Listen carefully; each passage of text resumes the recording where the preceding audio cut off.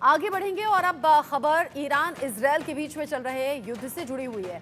उधर हमास के खिलाफ जंग में इजरायल को बहुत बड़ी कामयाबी भी मिल गई है। इजरायली आर्मी ने गाजा में हमास नेता सिनवार को मार गिराया। सिनवार अक्टूबर 2023 में इजरायल में हुए हमले का मास्टरमाइंड था।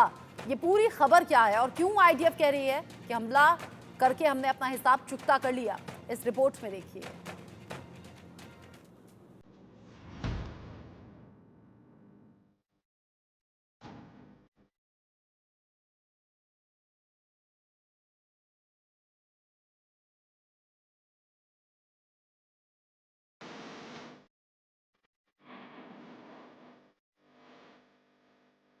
इजराइल के सबसे बड़े दुश्मन का गेम ओवर, मारा गया सिनवार, हमास में हाहाकार। हानिया नसरल्लाह के बाद सिनवार का खेल खत्म, सिनवार का गेम ओवर। अगला नंबर किसका? सिनवार का काम तमाम, क्या होगा बंधकों का अंजाम? इजराइल ने अपने सबसे बड़े दुश्मन सिनवार को मार गिराया। सिनवार अक्टूबर 2023 में इजराइल पर हुए हमले का मास्टरमाइंड था, जिसकी वजह से 1200 से ज्यादा लोगों की मौत हुई थी। इसके बाद से हमास नेता सिनवार इजरायली आर्मी की मोस्ट वांटेड लिस्ट में था। इजरायली डिफेंस फोर्स यानी आईडीएफ ने गाजा पट्टी में हमास के ठिकानों को टारगेट करते हुए एयर स्ट्राइक की थी, जिसमें हमास चीफ सिनवार समेत 3 लड़ाकों की मौत हुई। पिछले साल 7 अक्टूबर को इजराइल पर बड़ा हमला हुआ था।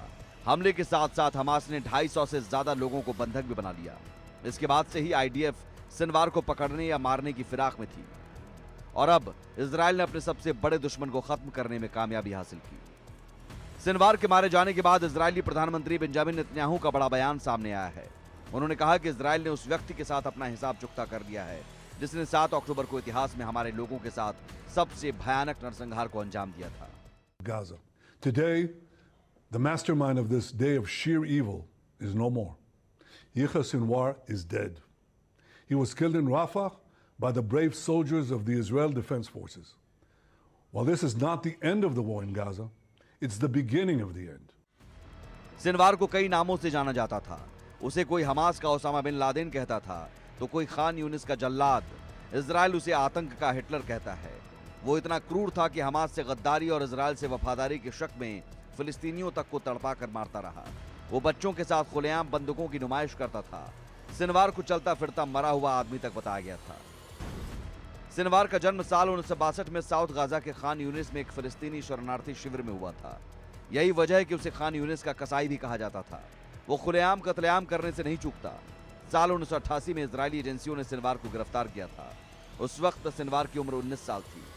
उसके खिलाफ केस चला और उसे आजीवन कारावास की सजा सुनाई गई, लेकिन साल 2011 में इजराइल और हमास के बीच हुए एक डील के तहत उसे रिहा कर दिया गया। साल 2015 में अमेरिकी विदेशी विभाग ने उसको ग्लोबल टेररिस्ट घोषित किया था। कुछ समय पहले ही फ्रांस ने उसकी संपत्ति फ्रीज कर दी और उसे अपने राष्ट्रीय प्रतिबंध सूची में शामिल कर दिया। इतने प्रतिबंध और विरोध के बावजूद उसका रसूख कम नहीं हुआ। सिनवार 1988 से 2011 के बीच लगभग 22 सालों तक इजराइल की जेलों में रहा। जेल से बाहर निकलने के बाद वो ज्यादा खूंखार हो गया। उसने इजराइल को खत्म करने की कसम खाई और 7 अक्टूबर को हुए नरसंहार की पूरी साजिश रच डाली। इस नरसंहार का बदला लेने के लिए इजरायली सेना गाजा में घुस गई। क्या जमीन, क्या हवा और क्या समंदर, हर तरफ से हमास के खिलाफ जंग छेड़ दी। इजरायली सेना के हवाई हमलों से पूरा गाजा दहल उठा, लेकिन हमास के टनल नेटवर्क ने उसे बचाए रखा। फरवरी में इजरायली डिफेंस फोर्सेज ने एक वीडियो जारी करके दावा किया था कि सिनवार अपने परिवार के साथ सुरंग के जरिए भागा था। 10 अक्टूबर को खान यूनिस में टनल नेटवर्क से वो गुजरते हुए दिखाई दिया था। उसके साथ उसका भाई, पत्नी और बच्चे भी नजर आए थे। सिनवार की मौत से पहले इजराइल पर 7 अक्टूबर 2023 को हमले के बड़े किरदारों की भी मौत हो चुकी थी। इजराइल की एयर स्ट्राइक में हमास के पॉलिटिकल चीफ इस्माइल हानिया, हमास की मिलिट्री चीफ मोहम्मद दाइफ की मौत हो गई थी।